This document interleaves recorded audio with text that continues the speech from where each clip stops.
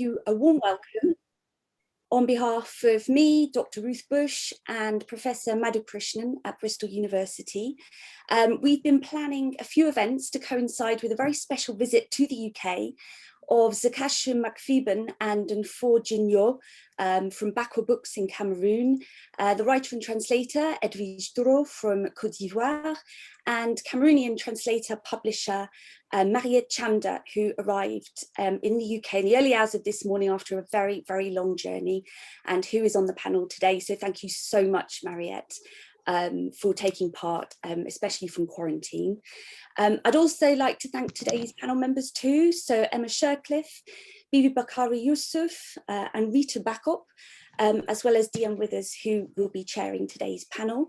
So thank you all for your patience with the planning process and pulling everything together.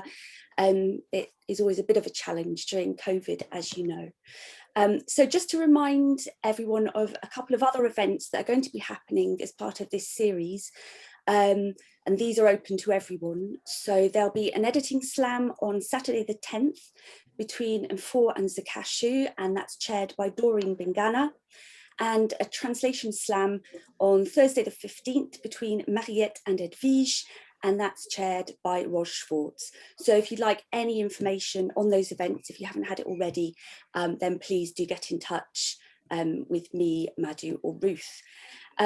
For your information then today, Diane Withers, as I said, is going to be chairing the event, and she'll be inviting questions to chat later on in the session, and she'll explain a little bit more about that in her intro. So without further ado, I'd like to pass to Diane now for today's panel on feminist translation, publishing and accessibility. Thank you.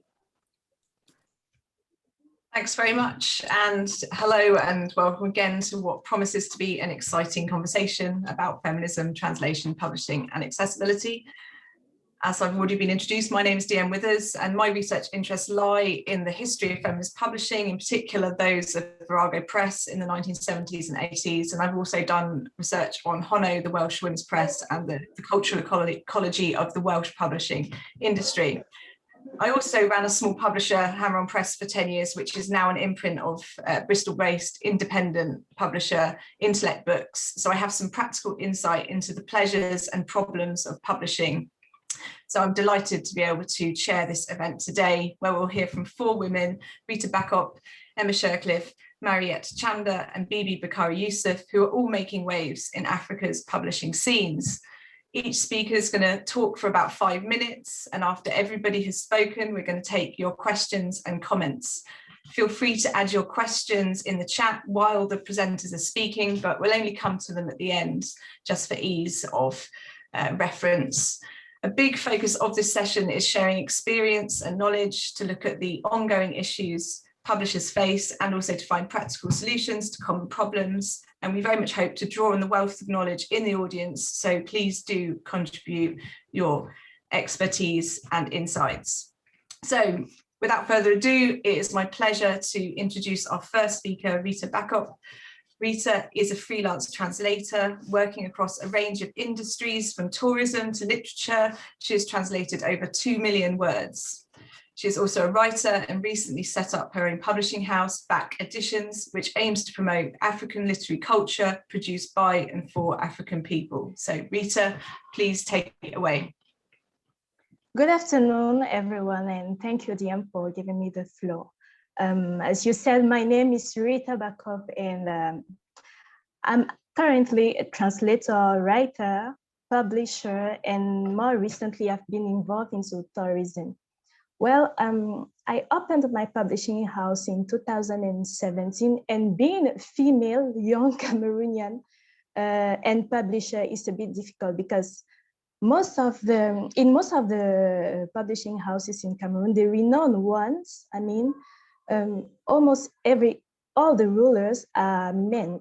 So when I started thinking of opening a publishing house here, people would say, okay, no, just don't do that, because it is a man's world. It is a man's world. And why don't you just focus on translation and writing like you do? But yet I went ahead and decided to just do it.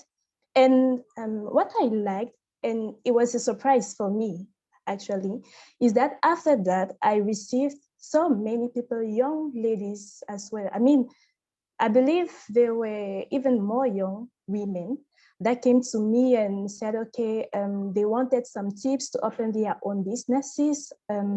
They also wanted me to guide them to organize more of workshops for them to improve on their skills, writing skills, I mean. And more recently, I mean, that was 2 weeks ago, we organized a writing workshop for novels. And the workshop was full of young ladies. I was so amazed. And the facilitator as well was a female. That was really, I considered it to be an achievement because it's a bit hard to have so many women at the same spot for literature. Mariette could tell you more about that later on, but okay. Now talking about translation, I mostly work with translation agencies and sometimes individuals and even end clients directly. When I received the email about today's conversation, I was I was smiling because it made me think of this particular project on which I worked. It was actually a client who came to me because I was an African woman living in Africa. The work was on gender-based issues faced by Cameroon, in fact, by African women in a very patriarchal society. And he wanted female living on the continent to be able to provide very accurate and authentic translation of those texts and not some kind of watered down version of the original text. And that is, in fact, I've been selected only because I'm a woman and I live on the continent. That for me was something because that project it happened something like 3 or 4 years ago, I can't really remember. And it lasted about 3 months. But during that period, I had the feeling that my work counts. Like, I am a woman, the client has never seen me. He doesn't even know in which country I live, but just because he believes my work can actually make things change or can make his research, because it was a research, can make his research reliable and authentic, just made me proud. And more recently, like I said before, I've been involved in tourism. I've decided to visit the continent, to travel all over the Africa, and to write about Africa through my tourism and lifestyle blog that I recently launched. During my journeys, I've realized, in fact, I have had the chance to really experience combined. And that was awesome because I believe as a translator and as a writer, it gives me the opportunity to better understand what I'm called to translate tomorrow, or even it makes me have a more open mind. And I believe I can actually write better text from now on. And those are the small things that really make me proud of the directions, of the professional directions I have chosen. So that's it.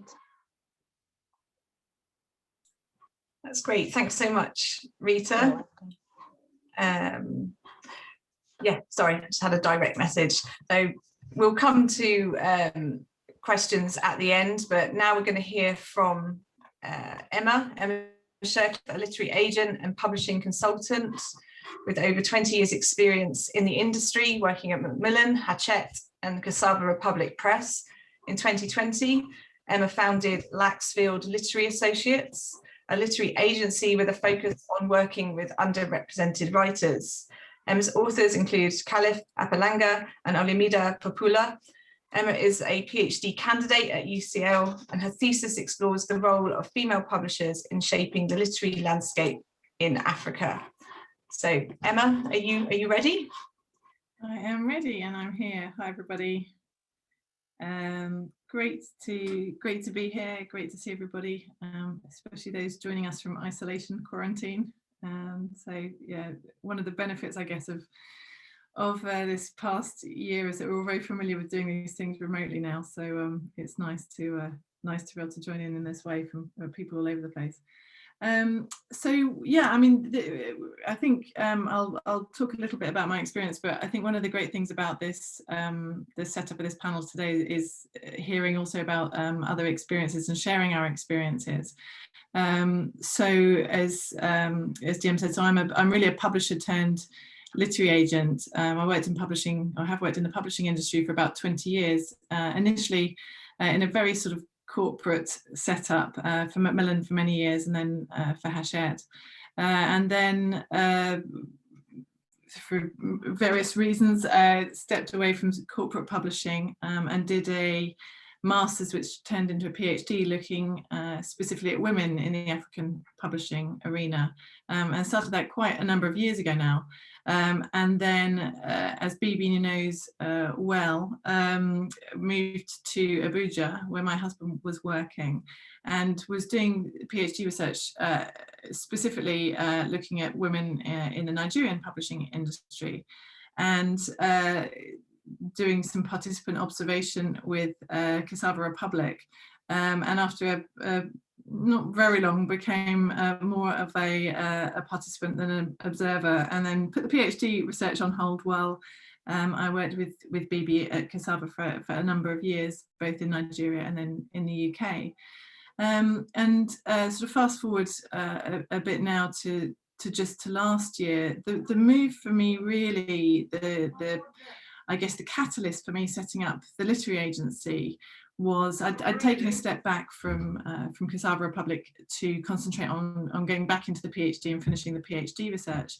But in the middle of lockdown, there was a report which I think was referenced earlier, or will certainly I'm sure talk about, the Common People report, which was came out of the Common People project run by New Writing North, where a sort of a programme of activity and an anthology, which was really looking at getting writers from many different backgrounds, but predominantly working class writers into the publishing system, publishing ecosystem.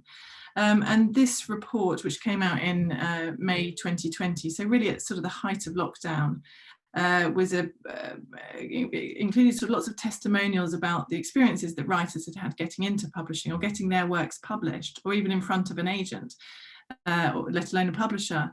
And I was sitting at my desk at home in Suffolk and read this report, and one of the calls, the sort of major calls of this report, was for more literary agents to set up outside London. And I was already there sitting in Suffolk, thinking, well, you know, there are no other literary agents in this area. And as you may know, there are, you know, a number of really quite prestigious organisations certainly in Norfolk, with the University of East Anglia, a creative writing programme, and the National Centre for Writing in Norwich also, and lots of writers in Suffolk. So really that was the sort of, I guess, the catalyst that I needed to think, okay, well, I can do something about this. So I set up the agency predominantly initially to focus on representing writers in my region of England, so in Norfolk and Suffolk. But then as I was setting up the agency and mentioned to people that I was setting up as an agent, as ever happens, you know, friends and friends or writers or people were saying, oh, well, you know, perhaps you might be interested in so-and-so. And so actually the remit of the agency became wider. So I also represent writers from underrepresented backgrounds. And I've been very careful not to specify myself what I mean by underrepresented writers. But what's been really wonderful about being very clear, and I guess when we're talking about the title of this panel, but the bit that really I feel I can speak to most authoritatively is the accessibility part. So I've been really clear about my aims with the agency, really being to try to widen sort of participation in the industry, but also to just be very transparent and to try to be clear about some of the barriers that writers have faced getting representation, or even just getting any sort of traction, and to see what I can do about sort of trying to break down some of those barriers. So I guess today one of the things I'm very keen in the Q&A, particularly if there's anybody who's got particular questions about how that agenting process works into publishers, because, you know, the more I liaise with writers directly, the more opaque I realise it is, even more opaque than I had anticipated people were thinking it would be. Okay, thanks so much, Emma. And now we're going to hear from Mariette Tchamda, who is a Cameroonian publisher, translator and teacher.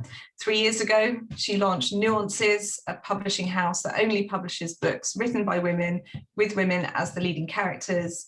And she aims to drive more African women to literature, to desacralize literature, and to let women share and own their stories. So Mariette, please take the floor. Thank you. And hi, everyone.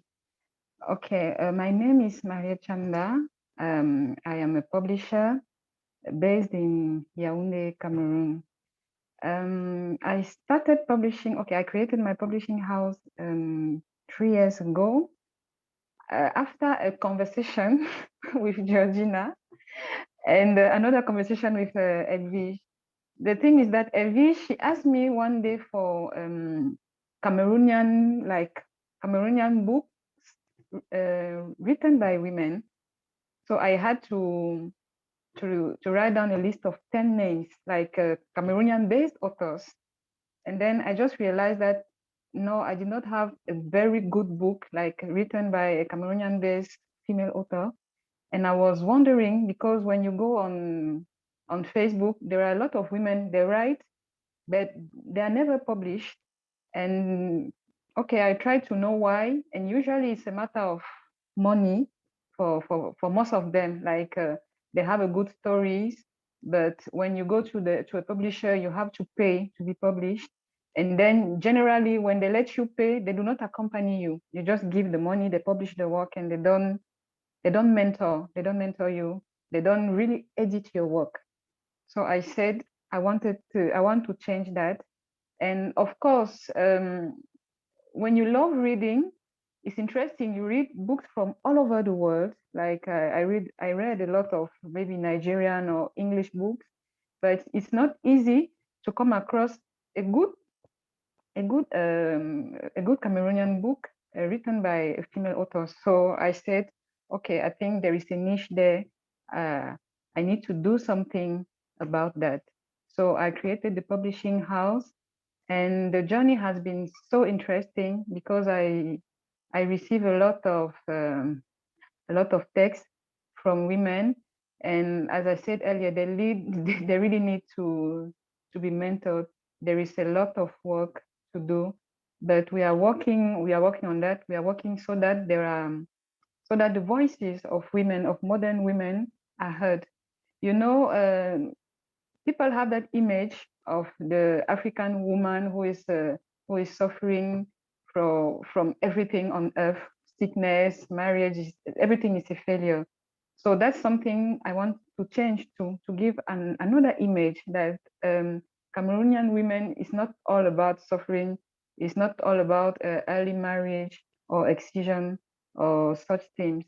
So I want women to talk about everything, even politics and sci-fi, whatever they feel they have to say. So that's it. Thank you. Okay, lovely. And Bibi, are you able to talk now? Yes, I can. Can you hear me? Yes, can I introduce you? Is that right? Yes, please. Probably needs no introduction, but Bibi Bakare-Yusuf, co-founder and publishing director of Cassava Republic Press, she has worked as a research and gender consultant as well as in academia. Bibi is also a Yale World Fellow, a Desmond Tutu Fellow, a Frankfurt Book Fair Fellow, and the chair of the Initiative for Equal Rights, the largest organisation in West Africa devoted to LGBT advocacy. So, Bibi. Hi, everyone. With such breadth of titles to speak to: publishing, accessibility, translation, feminism, it's so difficult to kind of think, okay, where do I pick from? And I think I probably will pick from feminism, because of all of the titles, it is the one thing that has framed my entire work trajectory from academia to publishing. Feminism has been at the heart of what I do, how I think about the world, and how the kind of world I want to see, and what informs my publishing project and the way I think about how publishing in Africa or in the African world should be. And when I first started conceptualizing Cassava Republic, nearly 15 years ago, I really wanted it to be a feminist, call it a feminist publishing press. But then I quickly realized that in a space like Nigeria, maybe it would just be myself and my friend, and maybe later on somebody like Emma will come along and they will join force and we will publish and we will be reading the book. So I kind of, as we say in Nigeria, I spoke to myself and decided, let's call it something more neutral that would be open, but yet we will ensure that the kinds of books that we publish will be not just women only, but will be feminist, will be informed by feminism, will be books that, or titles that would always be questioning and asking questions about society, about the world in which we want to see, and also books that would invite us to think differently about all the things that we know about Africa, we know about what it means to be a woman. Because I'm not the kind of feminist that thinks that because you're a woman, therefore you are a feminist. I don't subscribe to that, because I think many women are not feminist, and that's fine. Well, it's not really fine. Everyone should be, but not in a way that I think it's automatic that everyone should be. But I do think if most people are feminists, then we can see a different world for both men and women. And so when I kind of went on when I think about the journey of feminism, I think about it from even not just in terms of acquisition, but also at an editorial level, so that when you're thinking about the books, whether it's written by a woman or by a man, it's what kind of consciousness are they bringing to the table. So that's the way, those are the ways in which my feminism will inform how I go about doing publishing. And because I know where timing is very short. So there's feminism, but there's also how do we, as Africans, as Black people, how do we speak to each other? How do we speak across our differences? Because I don't subscribe to idea that we're all humans, that we're all same, we're all from the same cut from the same cloth. I think we start from a house of difference in the Audre Lorde sense, that sameness is what we kind of move towards rather than what we have come from, right? Difference is what structures us. So when I think about publishing on the continent and in the general African world, is what kind of conversations are we able to have with each other? How are we speaking across our differences, even when we're living in, even when we're publishing within Nigeria? Because sometimes, you're in the south of Nigeria, you're in the north of Nigeria, and we're still opaque to each other. We still have to translate ourselves to ourselves, and and even when we're writing all in English, right? We're still not legible to each other. And for me, publishing is about how do we become legible to ourselves and to the rest of the world? How do we come to know ourselves? And so how do we know ourselves? How do we translate ourselves? Either in terms of culturally, in terms of or linguistically. So for the first time, we're embarking on a first translation project, which was part of the project that we started on when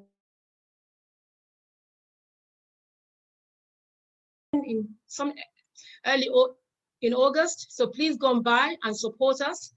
Apart from Pfizer, who's an Algerian friend, we're also embarking on another project, which is starting with children's books in Yoruba, Igbo, and Hausa. And I'm really excited about doing that, because often when we talk about translation, we tend to talk about translation in terms of translation into European languages. We don't often talk about translations within African languages. So I think for me, it's a really exciting journey for Cassava Republic to be taking, to start on that journey of publishing in African languages, specifically starting with Nigerian languages. I'm going to stop and then be open for questions. Okay, great. Yeah, thank you. I've got a general question for all of you to think about, and then we can maybe come back to that later, but thinking about one piece of advice that you'd want to give to you know, publishers today, people setting up publishers, or to each other, and something that's worked, and also an ongoing problem that you've kind of faced and that you're still struggling to overcome. So we can maybe come to those a bit later. But I wanted to ask about the things that linked Mariette's and also Rita's presentations around mentorship, and also Emma's to a certain degree, well, all of them, but around mentorship and the development of, I guess, supportive ecologies to develop writing, reading, publishing. What is the role of that in your publishing practice, the kind of supportive role, that grassroots publishing activity across all of your practices, and how central is it to what you're doing? If any of you've got a thought on that.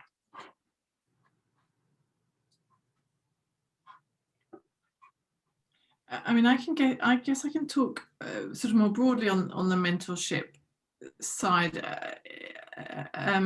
just in terms, I mean, it's a pretty obvious thing, but just in terms of how absolutely vital it is. I mean, both myself, you know, 20 years in the industry, I still have mentors now. I mean, the reason I'm in an associate, when I set up my agency, the reason I ended up being in association with Blake Friedman, who are a major London agency, was that I asked specifically somebody at that agency to mentor me, never imagining that it would actually lead to a professional collaboration.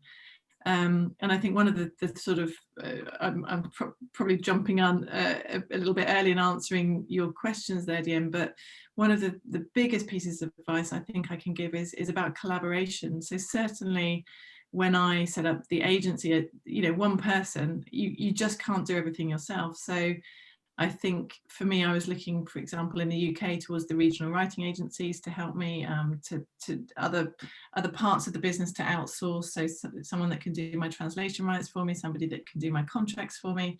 And I think whatever part of the infrastructure we're in, I think that's absolutely crucial. And it just so happens that almost everybody I happen to collaborate are women. And I mean, this is something that I'm exploring more at the moment in my research, that I don't really, you know, of course, we should always be deliberate about our decisions. So, for example, with my agency, I was very conscious that I wanted to use freelancers based in Suffolk, in the area where I'm based, and that they should be women with women-owned businesses. So whether that's for PR or accounting, or for, you know, to build a website, you know, it would have been really easy for me to use somebody that we used, for example, at Cassava Republic, who might be based in London. But, you know, I think this is so on that sort of mentoring and advice. I mean, I think it's also just about being really deliberate. So anyone, it doesn't matter if you're in Cameroon or Nigeria, wherever you're setting up, have your business plan and just think through every aspect of the business, I think, to make these decisions count. Thank you. Mariette and Rita, did you have any thoughts on the development of those supportive literary cultures, or did you want to elaborate any more on what you're talking about in your presentation? Okay. What have they been like, as experiences? Yes, as you said, as Emma was saying, mentorship is very vital. It's very vital in the industry. As whether it concerns writing or publishing, of course, you cannot just evolve out there by yourself. You know, yes, you need other people. And for my authors, I'm looking for grants or for money to accompany them, because usually you have ideas, but that is not enough. That's the first part. And the second part is that you can even write, but you never exist in the international scene. And that is another problem that our authors have, you know, maybe, I don't know if it's just a matter of money or a matter of network, but you can write, you can have a very good writing, but not be known. And still in that part, me as a publisher, for example, I need mentorship about things like that. And you know, the kind of literary agents in Cameroon is not something popular. I think I just know maybe one. Yes, I just know one literary agent, and yet he's just here in our ecosystems, you know. So, but we need to be more visible in the international scene. So mentorship, of course, very important. Thanks. Yeah, one of the things I think is always key, isn't it, in terms of publishing, is like the whole circuit, including the distribution of books, and what you're saying, visibility to a wider audience. I think Cassava Republic Press does that really well. Bibi, I wondered if you could talk a bit about distribution of your books and any particular challenges that you faced when you were developing Cassava Republic Press around that question of visibility and distribution.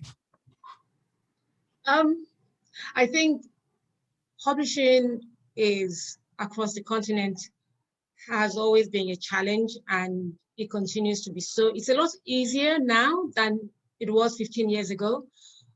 I think for whoever's coming up now, it's much easier because there's Cassava Republic that came before, and Kichifu and others.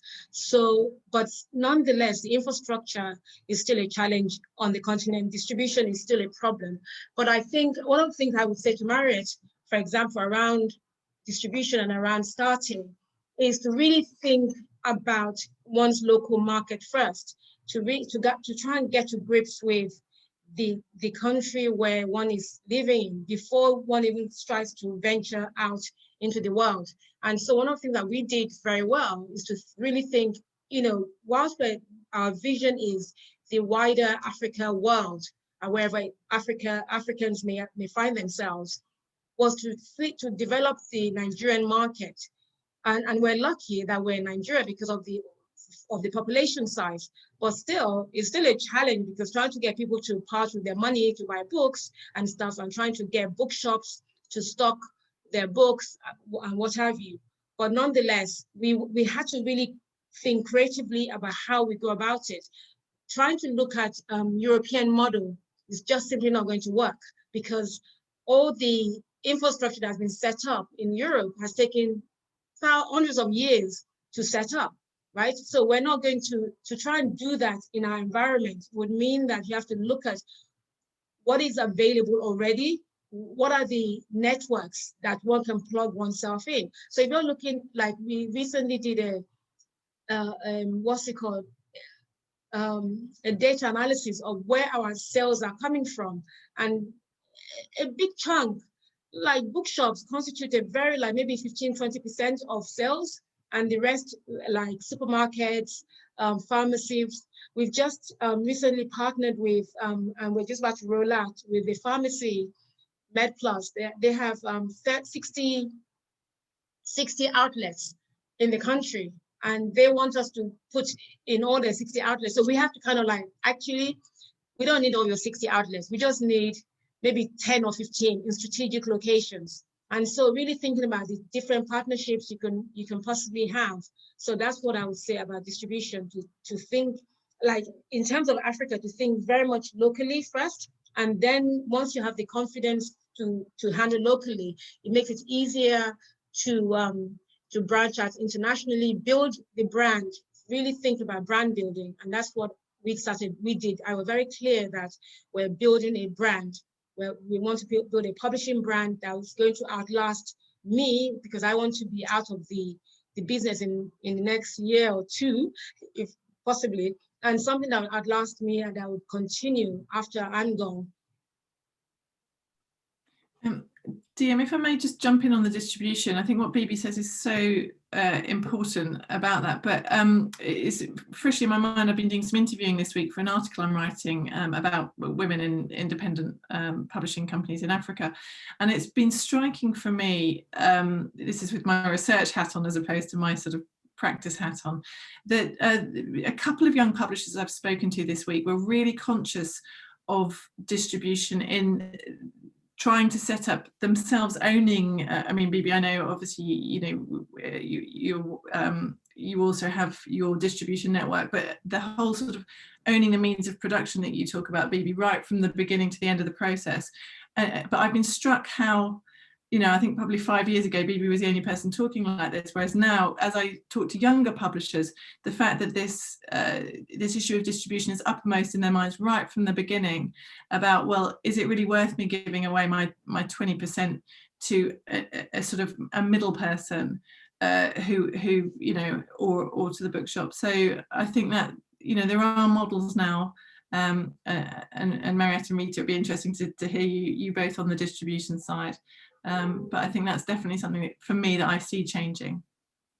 So just to be clear, you're talking about publishers selling direct to the consumer? Yeah, or yes, or so what might happen? So what certainly would happen in the UK is that as a publisher, you would have a distribution arm. So there would be a slice of that. We had it when we set up Cassava Republic in the UK. We paid a warehouse to distribute our books for us.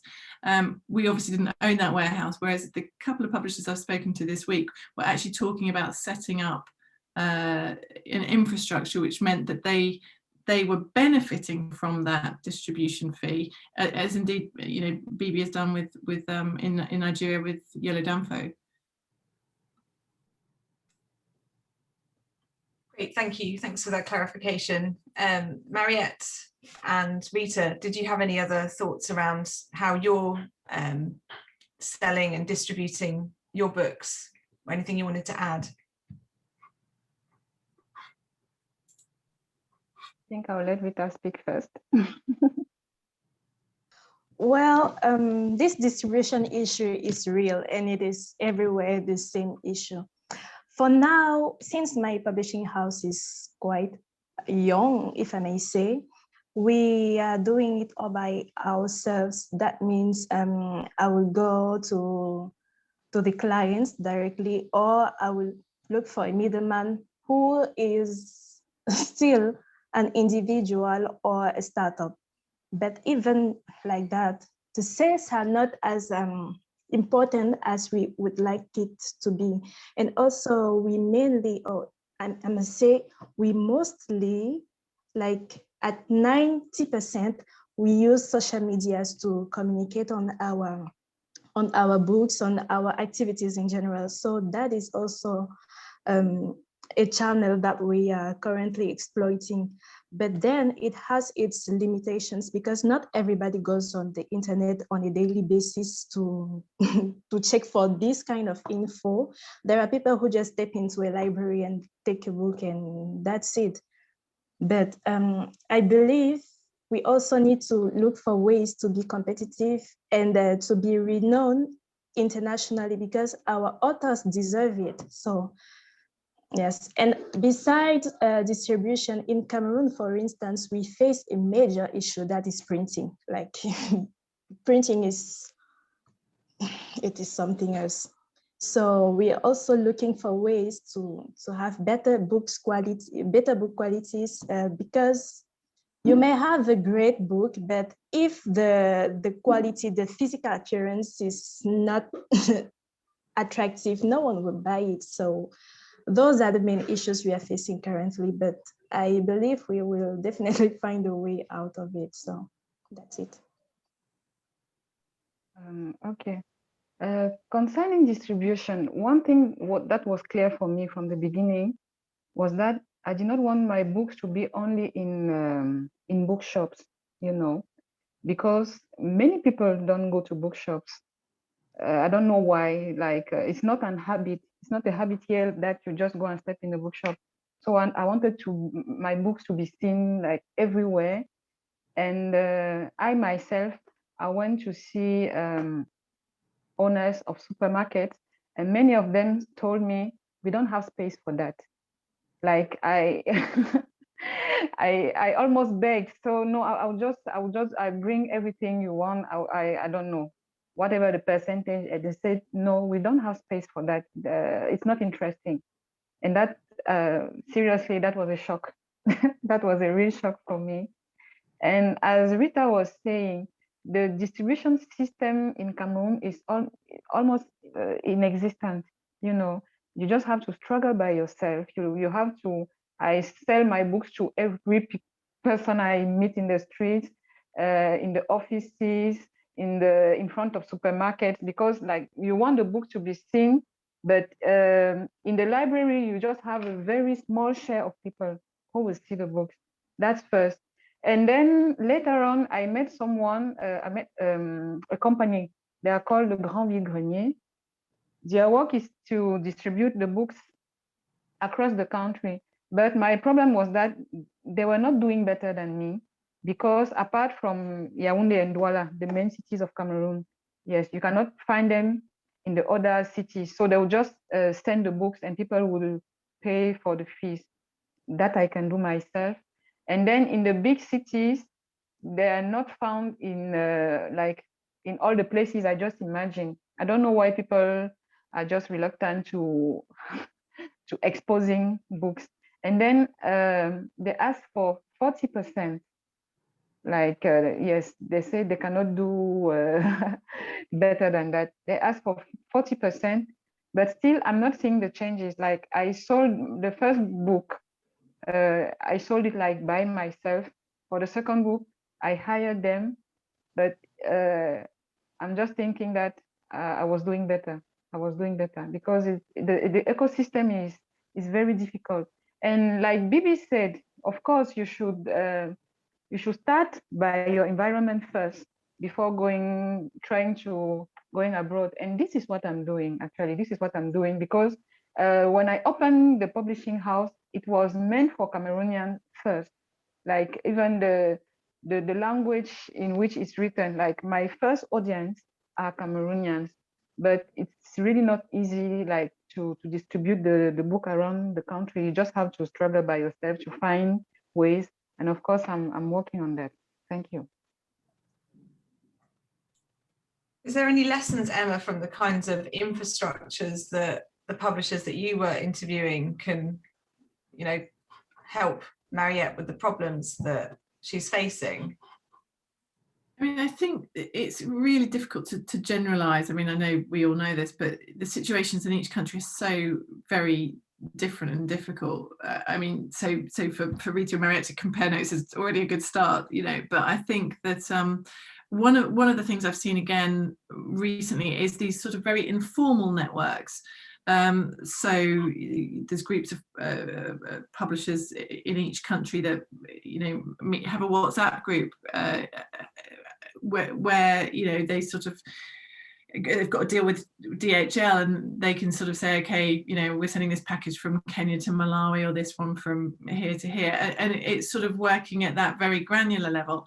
I mean, other publishers I've spoken to and asked about this particular sort of setup is like, well, this is great, but it's still really informal.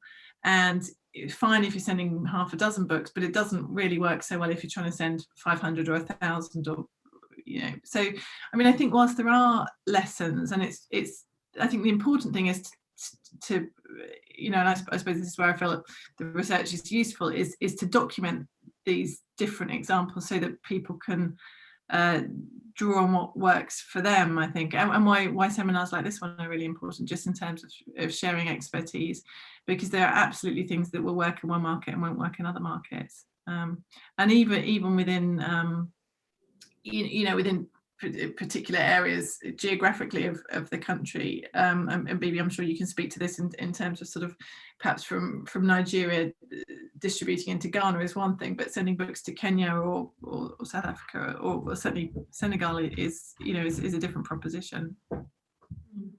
I think, you know, sometimes sending books from within Nigeria, from Lagos to Maiduguri, is as complex as sending from Nigeria to Ghana, right? So it's really, how do we crack the infrastructure even within the country, within our different countries? That's a challenge. And one of the things there's an allure about international, the category international, right? Of thinking maybe the grass is greener elsewhere. But in fact, even us, when we're in the UK, it doesn't necessarily, we have an office in the UK, it doesn't necessarily guarantee that you're going to have your books in all the bookshops. Your books are not ever going to be in all the bookshops. As Emma knows very well, as sales director, who's kind of knocking on doors to try and get books into bookshops and stuff, it's always really difficult. And I think it's about thinking, if you're within Nigeria or within different parts of Africa, to think, where are the main regions that you think are likely where you're likely going to sell your books? There's no point in saying, oh, I need to set up a distribution into Maiduguri when you only ever get like 3 people or 10 people a year ordering your books. Let's be realistic. When we've done all our analysis, we know where the main markets are in the country, and because we want to make money so that we can produce more books. So let's nurture that market as we grow other markets. But the key thing beyond just distribution is building a brand for the business, for the company, making sure that creating awareness around your titles, around the company itself, so that when people go into a bookshop, like I'm always really proud when I'm in Nigeria and I go into a place and people come in and say, do you have any Cassava books? They don't even ask you for title. They're just saying, do you have any Cassava books? I think that when you're able to do that, you can then make demands on the retailers. You can set terms, which we've been able to do. So when people say, I want 40%, I want 30%, you can want it all you like, but you're not going to necessarily get it. And we can do that because we've built enough clout, and that takes time. And that was always at the back of my mind. Well, no, at the front of my mind from the get-go, that we need to build a formidable brand where people won't dictate terms to us. But now we're in the UK, terms are dictated to us because of overdeveloped setup. And this is why I think Mariette and Rita, you're in a really unique position to be at the beginning, at the birth of something amazing and incredible. So you can help to set and shape the trajectories of the publishing infrastructure in the country. That's great. Should we go to the questions from the audience? I've got some other questions I could ask, but I'm sure there's other people who want to feed in. There's a question from Joanna for Rita, which is focused on translation. And the question says, could you tell us more about your approach to translation as a woman? How do you feel it differs to the way a man may approach translation? Are there differences depending on the project, the languages involved, the audience and readers of the translation? There's a lot of questions in there. Well, actually, well, the thing is, I don't think there is a difference between a man's translation and a woman's translation per se. I believe there is a difference between every translation because we are all women here on this panel, but if we receive the same text on the same topic to translate it, we will have as many translations as we are currently. So each and everyone has his own style. But talking about this particular project that was I talked about in my presentation, it was about gender-based issues, and there were lots of harsh words, lots of realities that I may say only women can actually experience. So you see, if somebody talks about her husband beating her up when she was having her periods, which are painful, I don't really believe a man can get it and translate it in the appropriate way. Well, the person can translate it in the appropriate way because he's a good translator, but then the emotions, the feelings, and all those things which are not said in the text, all the emotions that you feel and that you have to put back in the translations. I think this is something that only a woman can do. You see, that is one of the differences, for instance. Now, what was the rest of the question, please? Can you read the question again, please? Sure. well, I think you kind of answered it. The question was, are there differences depending on the project, the languages involved? Yes. Yeah. But then now when it comes to commercial translations, what I do most of the time, by commercial translations, I mean those things we translate every day, like technical manuals, user manuals, administrative reports, and all of those things. I believe the terminology is quite the same. Now, people have their own styles, the way, like I said earlier, like my friend and I can translate it. We will have two good translations, but two different translations, but the meaning will be the same, just because we don't have the same style. We don't have the same way of writing, because there is a bit of writing into translation as well. So that's it. Great. I've got a question from Daniel Hahn here for Bibi. It's a comment and a question. So interested to hear Bibi talk about being intelligible across difference, as well as about the move into kids literature. Feels like what these things have in common is being very aware of your readers, not just your writers. And the question is, do ideas about who you want your readers to be steer how you publish? Yes and no. Yes, because you obviously want a market for your books, so you have to be acutely aware of readership and to ensure that they exist. But no, because you publish it, I think, is very subjective. What I might like this year might not be what I like the following year. What in a publishing house is always contested. There was always an acquisitions meeting where you're arguing about what you like and trying to convince each other of why you should publish a book. But more importantly, I'm of the firm belief that we always have to create new desires, that readers don't necessarily know what they don't know. And so by offering readers opportunities to rediscover themselves, or to even discover themselves anew and rediscover new taste, that you're helping to expand the field of literature. And as you're expanding the field of literature, you're also expanding the readers and your reach to them, and making sure that the books are accessible and available to them. So it's both ways. It's really thinking about readers, as well as creating new taste for the readers that are yet to be born. That's wonderful. I just love the force of your aesthetic vision, Bibi. It always comes across so powerfully when you talk about publishing and Cassava Republic. It's just amazing, and that creating of the new desires and the new tastes. It's wonderful. Ruth has got a question. I'm going to let you speak it out, Ruth, rather than me read it. Is that all right? So unmute yourself. Hi everyone. Yeah, it was just a follow on from listening to Rita talk about that experience of being approached for that specific translation by someone who didn't. It sounded like, from what you were saying, Rita, someone who didn't really know you, but thought that you would kind of bring something additional, valuable to his research. And I'm thinking about some of the polemics around the identity of the translators of the African-American poet Amanda Gorman.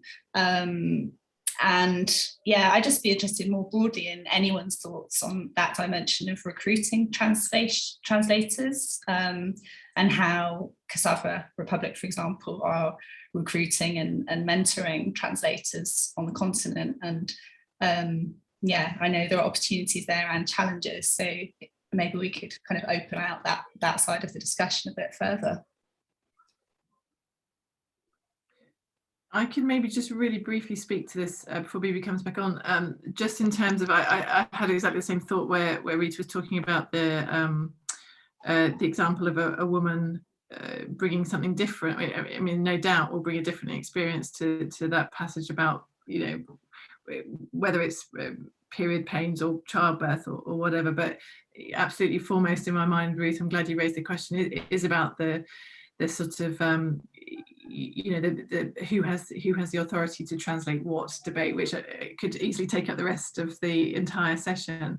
I mean, I think there's a different, with my sort of commercial hat on, and now as an agent, I mean, I think there's also a different argument to be made, which is about supporting, you know, using the feminist angle as supporting women commercially. So if there is an option of having a translator based in the UK or a translator based in Africa, and particularly if we're thinking about, you know, in the same way as when I'm thinking about with my business, you know, using women who own their own businesses for those different functions. I mean, I think that's also something that doesn't really get talked about, actually, about providing the sort of the income and the work.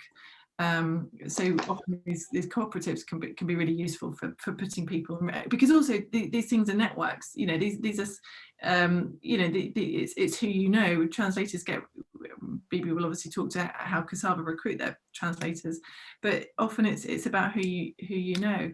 And just the last thing I will just say, I know that Daniel's on the call here, but we did have a discussion. I just sold a Portuguese a novel by Calaf Palanga, who's an Angolan writer, to a UK publisher, and Daniel is doing the translation. And we did just, we were very careful in the press release to make sure that Calaf, the author, had said it was also his choice of Daniel to translate this thing. I mean, you know, he didn't need to say that, we all knew it, but we did feel that it was important to make that point, because I think it's very contested ground at the moment, and I think people can get themselves slightly tied up in knots if it's not properly thought through, even in a sort of announcement like that.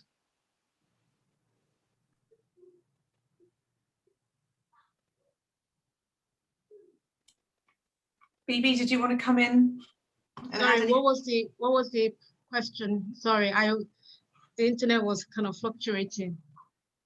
Is it to do with Amanda essentializing identity? I'd be interested to hear panel's thoughts on this political dimension of recruiting translators. Yes. Well, I think that it's, you know, when, I mean, Emma, you mentioned about choice. I think sometimes choice made when there hasn't been any choice before, when you've been given a certain like, I think you mentioned Daniel as, right? And so that person becomes the go-to person. So it doesn't, even for the African or Black writers choosing a person like that, because if that's all you've known, then of course you're gonna, that's what you know, right? And so is for the publishers to constantly look for new translators. And I give an example. We had an experience recently where we have an author coming, translation into French. Author has been working with a translator for many years, and a couple of Black and African writers who are conversant in the language felt the translators have not done justice to the author's work, right? But the author is convinced of, that's what I'm having. Or so you as a publisher, you're stuck with where a number of people have said the author, the translators have not done justice to the work, that this is time that you actually need to get an African or a Black translator to do the work, so that you can begin to expand the field of translation, so that it's not just of a particular hue. Because I mean, what we're talking about, I'm looking forward to a time where we will publish an author, a fresh author in translation, and I will get a chance to choose or to work with an African or Black translators, because I think it actually does matter. In the case of the Amanda Goma issue, it was just lack of looking broadly within the Netherlands of all the other Black writers, Black translators they could have chosen. So they decided to make a particular choice that was not necessary. So translation is a contested area, and we'll have to continually have a conversation about it. Rita, do you have anything to say on that as a translator from the practice side? You don't have to. Please, can you say it again? My internet is a bit shaking. Okay, can you repeat your question, please? My internet is not stable. Okay, it's just whether or not you had anything to add to the question around, I guess, the politics of translation, widening the pool of translators that are available to, I guess, support the politics of who does and who doesn't translate works. Just, yeah. Don't necessarily, it's Ruth's question. Actually, I think we will always need translators because there are more and more writers rising out there, and they write on so many different fields.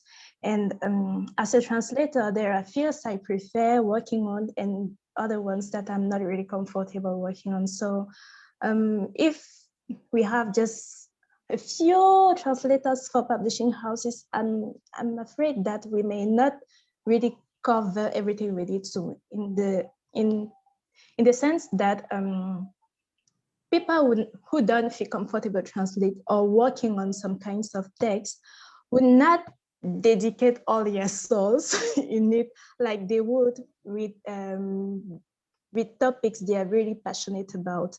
You get what I mean?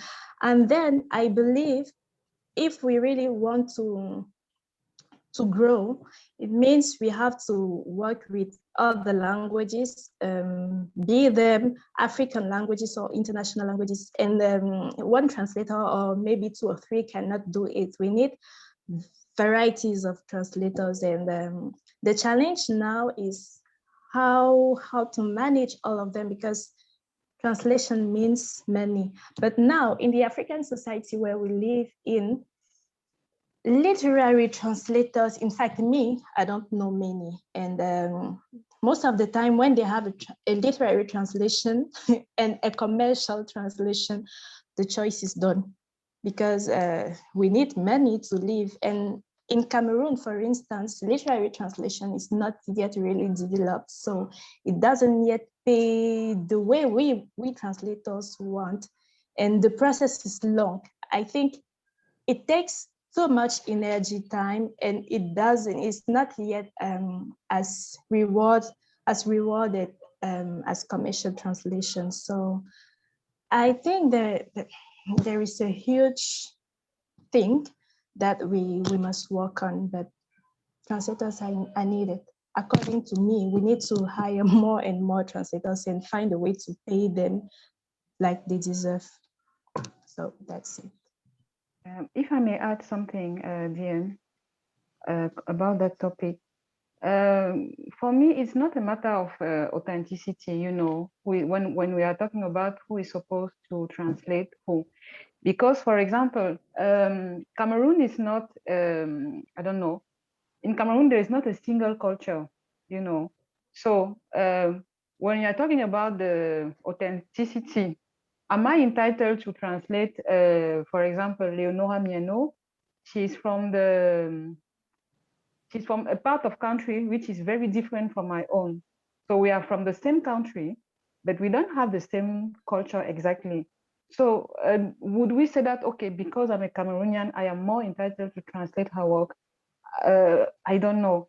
So we end up saying that, okay, you should translate someone who is from your own tribe or things like that. But I think the problem is not about authenticity, but about visibility, you know. Black translators or African translators, we are not visible. So that's the problem for me. I really think that, in fact, we can see that a white person can translate a Black person, but he can be helped. He can ask for questions and have a good translator, a good translation, but that is not the problem for me. The problem is that I would like to see more of African names translating as translators in the, that's my problem. I think I can translate an English author. Why not? Why not? Why can't I translate an English or an American author?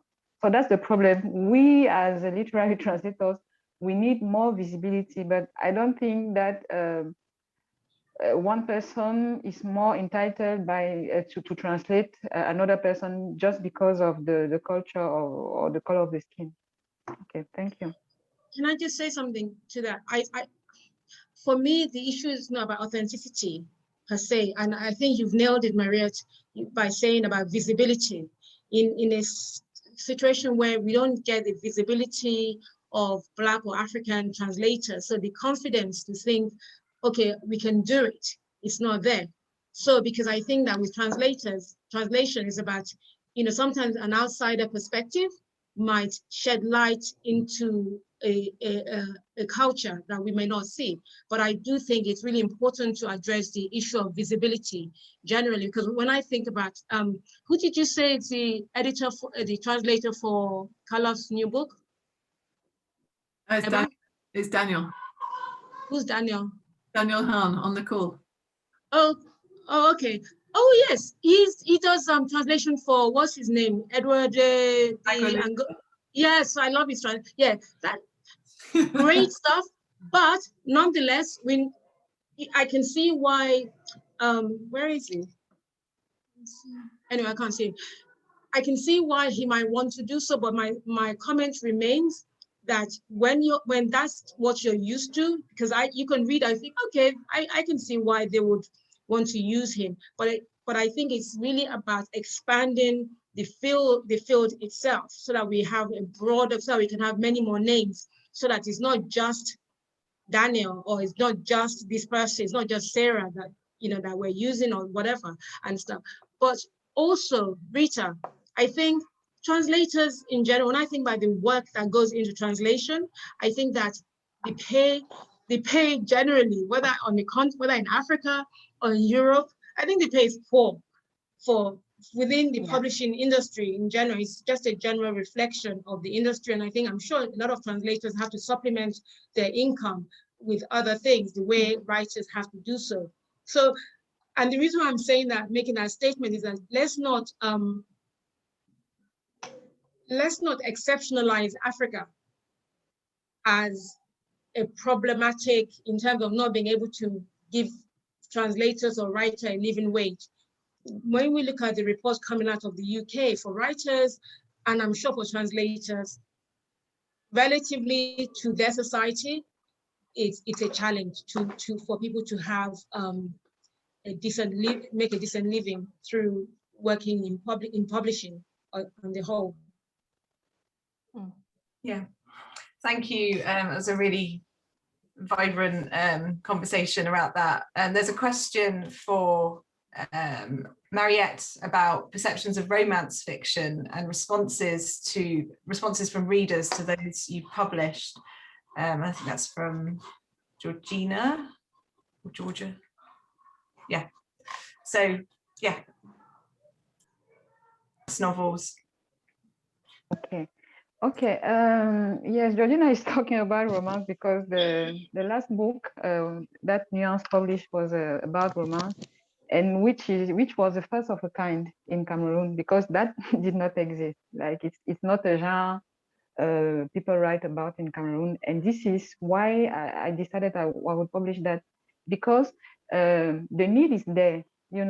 Young ladies in Cameroon, they would read Harlequin, they would read those kind of Mills and Boons, Daniel Steele, and those European authors.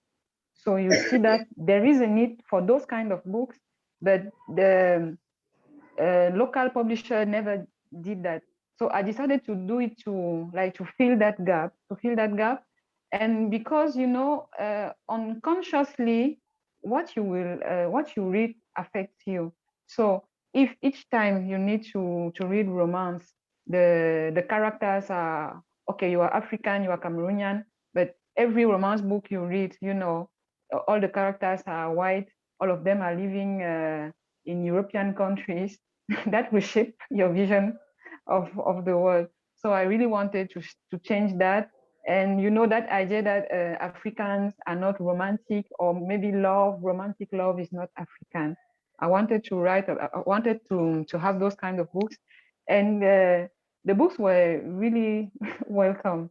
Like, people loved it. Most of the young ladies, they said, oh, it's like the first time for me to read a romance, and they're talking about this neighborhood where I grew up. Like, it's something, I'm very proud of it, because I can identify to the characters, I can identify to the language they speak, to the meals they eat. So it was it was very welcome. People are okay, ladies. Most of the readers are ladies, and they are very happy about that. Thank you. Excellent. I've got a question for Bibi about publishing in African languages and the extent to which audience size is or is not a challenge.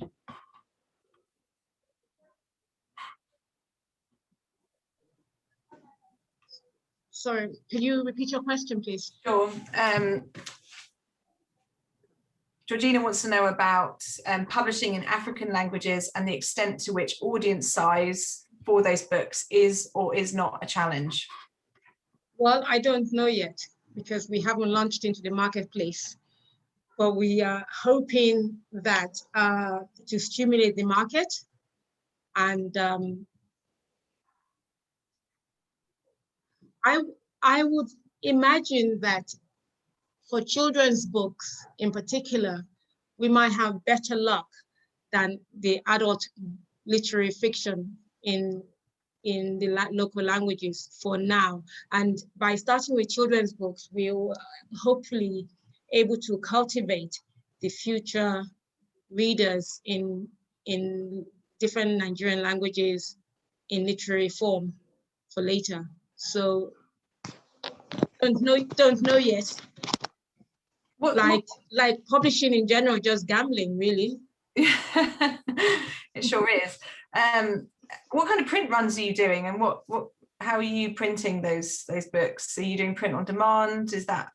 No, print on demand. No, we can't. We're going to publish that with 3,000 copies each. Mm-hmm. Which is in a way is crazy. I mean, we should really start with 1,000 copies just to test the market. But don't forget, I am Nigerian, so we'll start a bit bigger. And is there the kind of problems around printing that I think it was Mariette talked about in terms of the quality of printing? Yes, it's a problem. I think it's a problem across the continent. Perhaps Mauritius is where you have better printing quality, but across the continent, the printing infrastructure is not the best, especially if you want to publish picture books for children and you want the kind of quality that is befitting of the work that the authors have put into the books. So we won't be publishing locally. And having said that, the printing quality has improved a little bit, considerably better than it was 15 years ago, but it's nowhere near what we would like it to be. But I think once you go past 1,000 copies, you start encountering problems. Below 1,000 copies, it's still manageable, but anything lower, anything higher is a problem. Emma. Yeah, Tim, can I just jump in? Just a quick question to Bibi. Bibi, I know for a long time you've wanted to publish in different languages, but particularly in Nigeria. And I just wondered whether doing the children's books, there was a cost. I mean, that was a consideration, because obviously the cost for the translation costs would be, even 3 of them, 3 different languages is less for a kids' book. Is that a factor? Well, okay. So we had the authors. So we got 3, as a launch pad, we got 3 established authors to go back and write in their mother tongue, in their languages, and then either work with them to translate. They translate into English, or we get a translator. That's number one. Number two, we also got funding for it, for the project. But even if we hadn't got funding for it, we costed it in a way that it will still be affordable. We'll still be able to do it from Cassava Republic's pocket, right? So certainly translating from European languages to English, it's cheaper than translating within African languages to English. So that's where the cost burden is going to be. But I think that the more publishers out there publishing in African languages, where you develop a translation culture, it might bring the cost down a little bit. Yeah, thank you. So I think one of the questions earlier on when you were talking, Emma, talking about the literary agents, and I think quite a lot of people were saying they'd like to know a bit more about the agent publisher and the relationship between agent publisher writer and the process of that. So if you're able to like elaborate and you know, kind of break down the opacity, as you were saying, of that.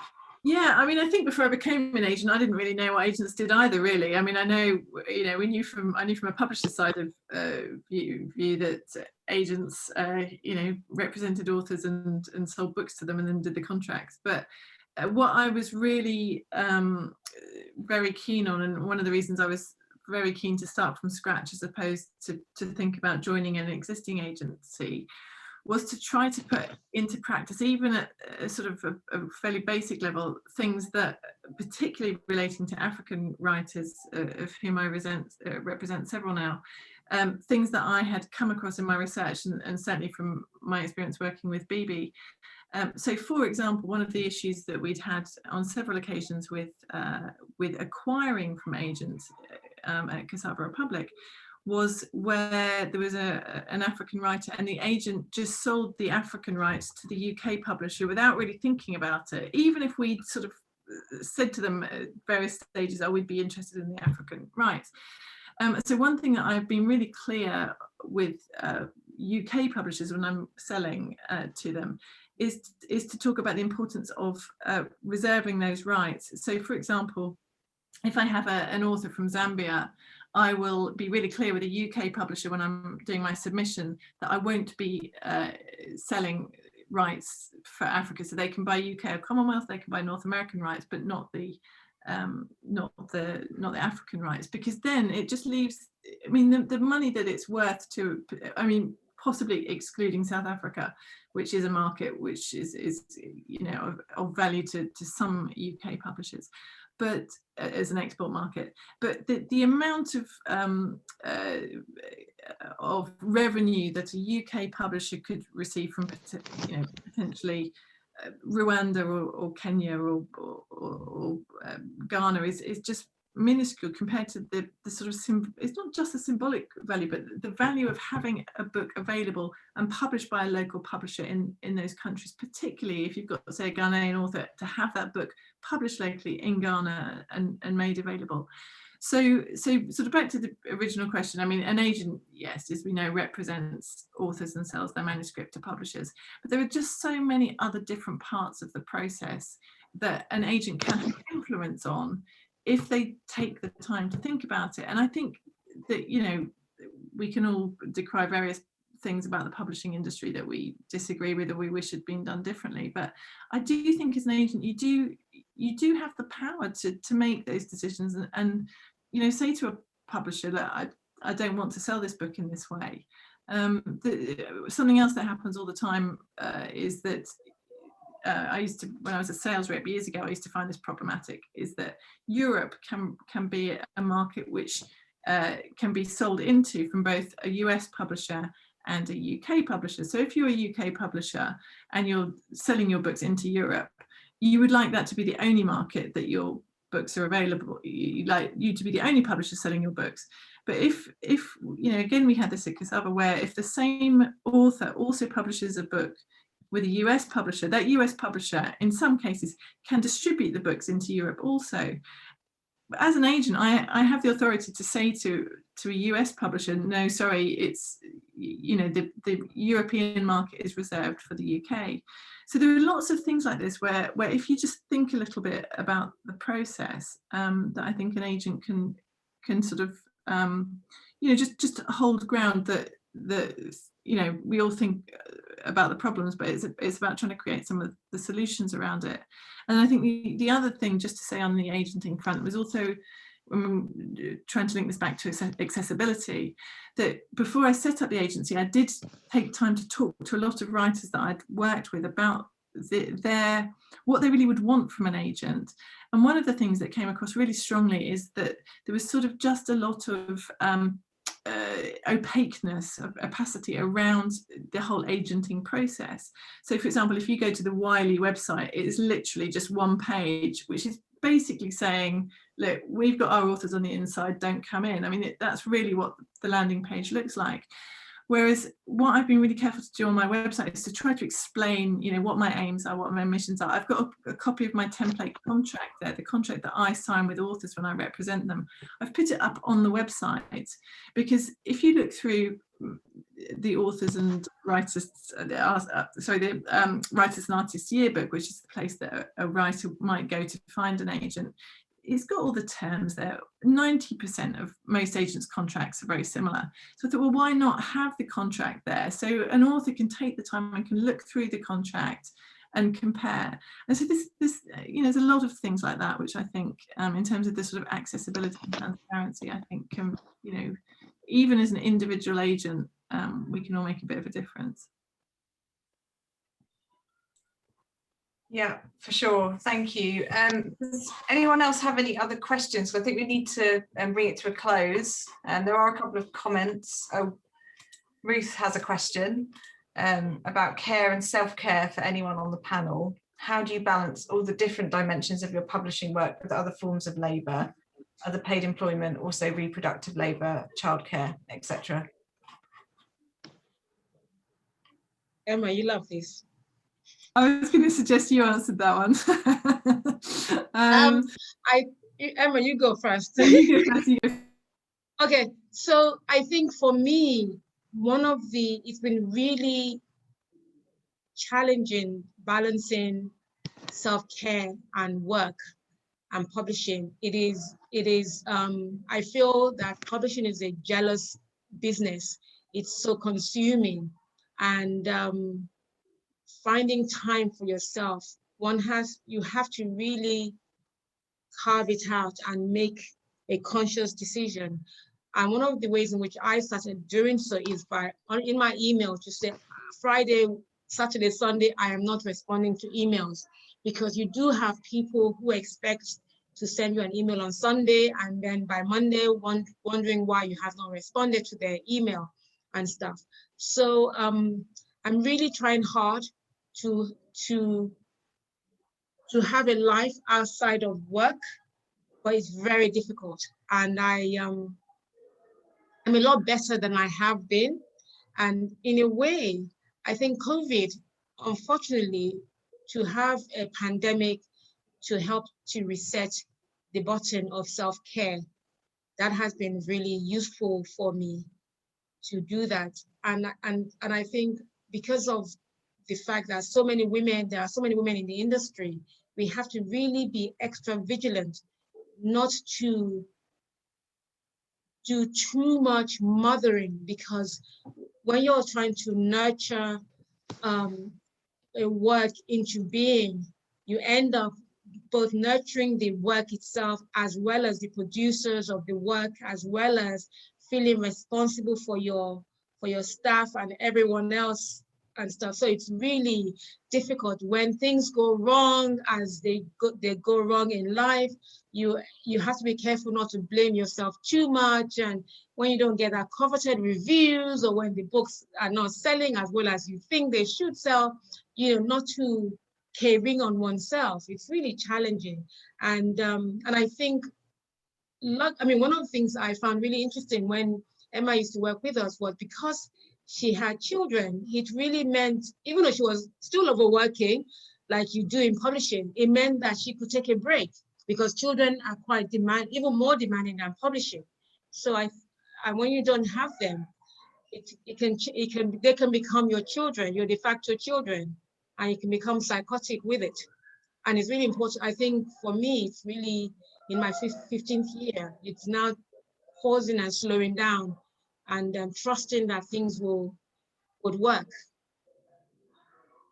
Thank you. For sure. Any other thoughts on self-care before we? I'll maybe just quickly jump in because this I'm sure the Rita Mariette may have views on this, but I think also just to have really trusted mentors, or the first thing I did was set up an advisory board, because when I was at Cassava it was great because Bibi was there and we were trusted colleagues, and it's really important to have somebody that you can share, and often confidential things. You don't want to discussions about authors or things or terms to be widely, it's not everybody that you can talk to about those things. So one of the things I did, because I didn't have other colleagues at my agency, was to set up an advisory board, and I found that incredibly helpful. And I've got 4 or 5 people on there, all of whom fulfill different functions for me, but I found a real source of sort of support for exactly what Bibi was saying. Sometimes when things go wrong, you just need to sound off to people sort of confidentially, and that can be a massive help. Okay, I don't know if I can add something special. It's publishing is very demanding indeed, and it's not easy for me because like I'm doing most of the things by myself, small publishing house. I don't have like a real help, but the thing is that you don't have a choice, you have to live. Bibi was talking about Emma having children. I have kids too, so you need to take care of them, and you need to take care of yourself because of your children too. So it's not easy. It's not easy at all. It's not easy not to feel guilty when things don't work the way you want them to. But well, we can say that such is life. We have to struggle like that. Thank you.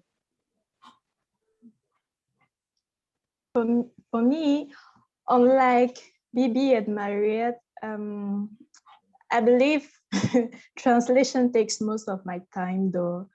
And at times I just feel guilty because I finish a translation task at about 5 p.m. and I realized that I still have some jobs to do on the publishing side of my life.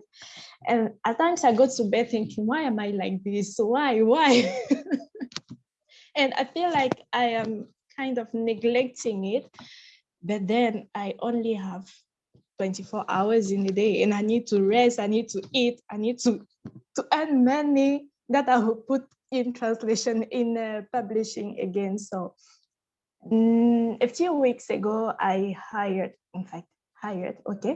let's say I hired an assistant and he's doing a really good job, and this really helps me because I can spend time with my family more often. I don't have kids, but I spend time with my parents, and I happen to see a few friends since a few weeks though. So and I also take a me time at least once per week. Like I just lie on the bed, I do nothing, or I'll just do my nails or funny things like that.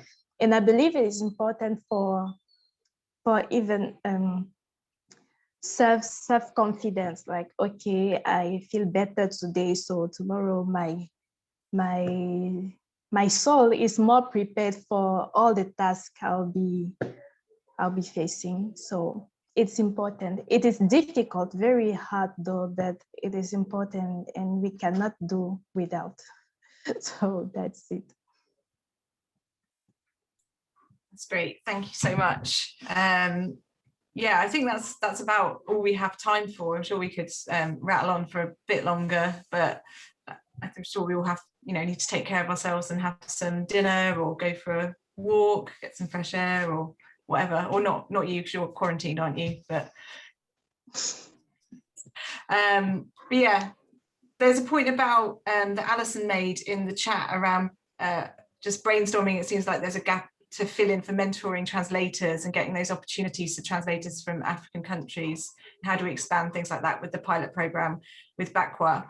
And just to highlight that point in the chat, because it's obviously a good one to capture that knowledge and document the knowledge that's been generated in this really amazing discussion. I've learned so much.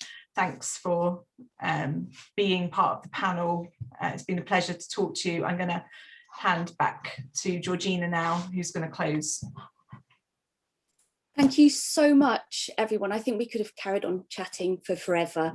But yeah, thank you so much to DM with us. As chair, you did an amazing job. Also, Emma Shercliff, Bibi Bakare-Yusuf, Rita Bakop, and Mariette Chanda. Brilliant. And I hope some of these conversations will keep on flowing, and now different people are in contact, hopefully those kind of ideas will blossom even further. But yeah, thank you on behalf of me, and also I'm sure Dr. Ruth Bush and Professor Madhukrishnan also at Bristol will have enjoyed it just as much as me. So if everyone would like to put their hands together and say thank you.